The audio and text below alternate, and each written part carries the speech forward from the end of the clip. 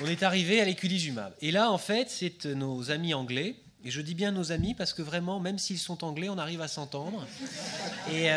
Et du coup, Kelly, alors Kelly, c'est le de la tour de Leeds en fait. C'est le Hillman, c'est associé. Et voilà, donc je vous mets pour que vous compreniez un peu. Ben voilà ce qu'il a rapporté. Il a rapporté quand même que finalement, quand on donnait du Soliris à des dames enceintes, eh ben, ça se passait pas si mal. Alors les 2 premières, ça s'est mal passé parce que, évidemment, le traitement, on est tombé sur des grossesses pendant une étude. On faisait l'étude Soliris, la patiente est enceinte, on ne sait pas ce que ça va donner, donc on conseille l'interruption thérapeutique de grossesse puisque manifestement on ne savait pas ce qu'on faisait. Bon. Et puis après, il y a des patientes qui ont refusé et qui ont continué leur grossesse et des données sur les premières qui disaient que finalement ça n'avait pas l'air toxique et on est arrivé à 11 malades. 7 malades, pardon. 7 ou 11, je ne sais plus compter. 7. Avec des naissances d'enfants en bonne santé. Et donc là, ça a été vraiment le coup de tonnerre dans le monde de l'HPN de se dire que finalement, sur un petit nombre de malades, eh bien, il semblait que le Soliris permettait de prévenir la thrombose, non seulement dans l'HPN tout venant, mais aussi en cas de grossesse. 2010. On est en 2014, donc autant vous dire qu'on est dedans là.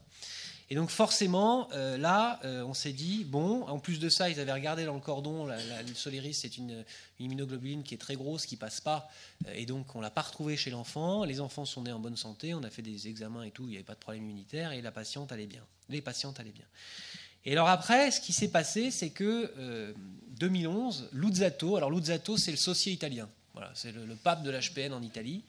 Et en fait, voilà ce qu'il écrit noir sur blanc. Alors je vous le transmets parce que c'est en anglais. Il dit ces résultats signifient que après thorough discussion, ça veut dire après qu'on soit vraiment discuté et écharpé, on est d'accord que finalement, il serait raisonnable d'envisager que des patientes qui sont sous éculizumab puissent être enceintes. En effet, les 3 nouveau-nés étaient normaux et ont grandi normalement. Donc forcément, ça, sur le plan de la communauté médicale internationale, ça fait du bruit. Comme j'aime à dire souvent, je ne vais pas vous parler de mouches, mais en gros, quand un mammouth parle à une petite souris, la petite souris écoute. Et donc quand Luzzatto dit c'est peut-être envisageable, et bien du coup forcément ça a commencé à faire du bruit. Et donc nous en France, notre expérience, c'était de se dire ok, si la patiente est enceinte, on n'a pas conseillé l'interruption thérapeutique, on va perdre 10 ans, prendre des cheveux blancs, faire de l'ulcère de l'estomac, mais on va se donner les moyens avec des collègues obstétricaux. Vous savez très bien qu'il y a 2 collègues obstétricaux à Paris. Le mien c'est le professeur Carbone à Trousseau et le tien Gérard, c'est le professeur Robert Debré, je ne sais plus le nom, mais bon, ça va te revenir, voilà. Donc, ils sont nos correspondants historiques et avec qui on a des relations extrêmement fortes. Donc, on a un collègue obstétrical qui est solide, on est censé être solide en hématologie, et on a des anesthésistes qui sont solides, et du coup, c'est vraiment des grossesses extrêmement compliquées parce qu'on s'appelle tout le temps et on surveille tout le temps les complications de l'autre, bref. Et en pratique, on est arrivé à cette expérience entre 2010 et 2013, 7 cas de grossesse en France, et en pratique avec des choses qui sont quand même assez positives, puisque cette femme, cette transfusion, je vous ai dit, ça, le Soliris, ça ne va pas empêcher les cytopénies pendant la grossesse, mais quand même, des enfants qui naissent en bonne santé et toutes les mamans qui vont bien et pas de complications thrombotiques. Et donc quand on a vu ça, on s'est dit, ok, on va donc aller dans le même sens. Les Anglais, nous, on est tous d'accord. Et donc, qu'est-ce qu'on peut dire maintenant ? On peut dire quand même, néanmoins, on ne peut pas encourager des patientes HPN à être enceintes. Faut pas non plus, on est encore trop tôt dans l'histoire, mais on ne peut plus décourager des patientes qui voudraient avoir des enfants de tomber enceintes, en sachant qu'évidemment, ce sont des discussions, c'est plus facile quand c'est prévu.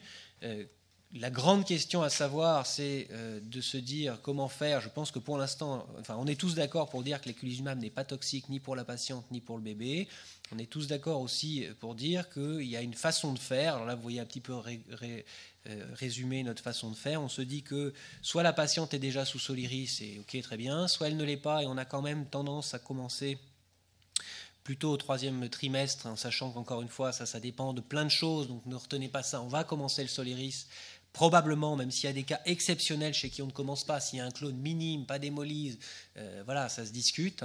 Mais encore une fois, on est d'accord pour commencer le Soliris pendant la grossesse. On est aussi d'accord pour donner une anticoagulation préventive à partir du 3e trimestre. Et puis après, il y a des choses pour lesquelles on n'est pas vraiment d'accord parce qu'on n'a pas vraiment de données.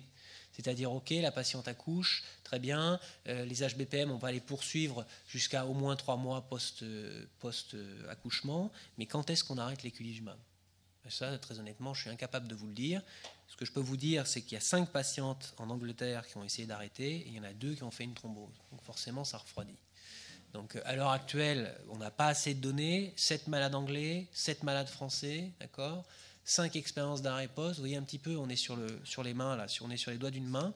Et donc finalement, ce qu'on a décidé de faire avec le fameux Richard Kelly, c'est de faire une collaboration internationale. Et Gérard vous a parlé tout à l'heure de ce registre international. On a un effort mondial à l'heure actuelle de recueil de l'ensemble des patients qui ont une HPN.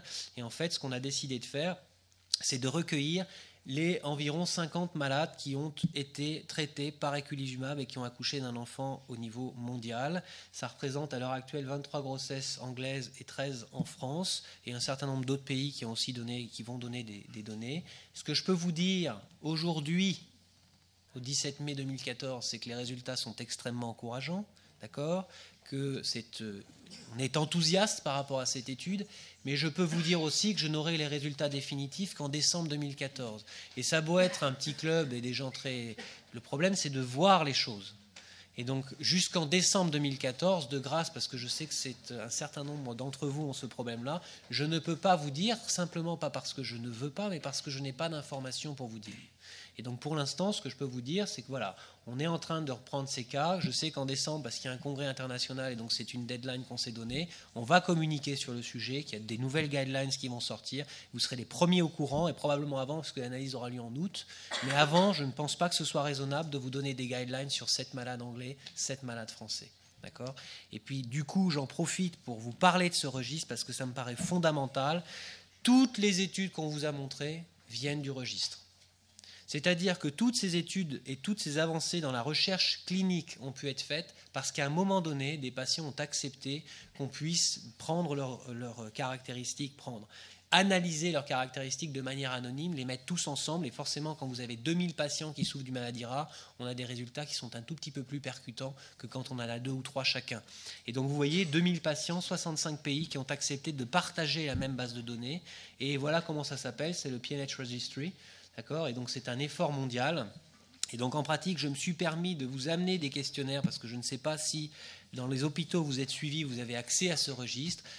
Nous, on est partie prenante du registre. Gérard Saucier est l'un des directeurs scientifiques du registre. C'est un registre qui est un registre académique et nous, ça nous aide beaucoup pour pouvoir avancer sur la recherche. Donc je me suis simplement permis de vous apporter, parce qu'il nous faut un consentement, il nous faut votre autorisation pour pouvoir faire ce registre. Donc il y a une feuille d'explication, un consentement, et si vous êtes d'accord, nous le retournez signé, c'est qui nous permettra de ne rien changer à votre prise en charge, il n'y a pas de prélèvement sanguin, ça permettra simplement de faire en sorte qu'on puisse encore avancer, notamment sur la grossesse. C'est comme ça qu'on a réussi à avoir ces données très vite. Premier papier 2007, étude avec Guidelines 2014, dans une maladie rare, c'est quand même relativement exceptionnel. Donc voilà ce qu'on peut dire, et voilà ce qu'on ne peut pas dire. Vous avez bien compris, je suis volontairement prudent, je pense qu'on pourra en dire plus au début 2014, probablement pour vous en septembre parce qu'on aura les résultats, mais encore une fois, je serais ravi de vous dire plein de choses positives, mais je ne veux pas vous dire des choses avant que j'en sois sûr. Donc voilà ce qu'on sait. Oui, on traite les malades par Soliris. Oui, ça n'est pas toxique ni pour la femme ni pour le bébé. Oui, les résultats pour l'instant sont encourageants, mais il nous faut plus de patience, c'est en cours, et je peux vous dire que ça nous occupe la plupart du temps. Voilà, merci de votre attention.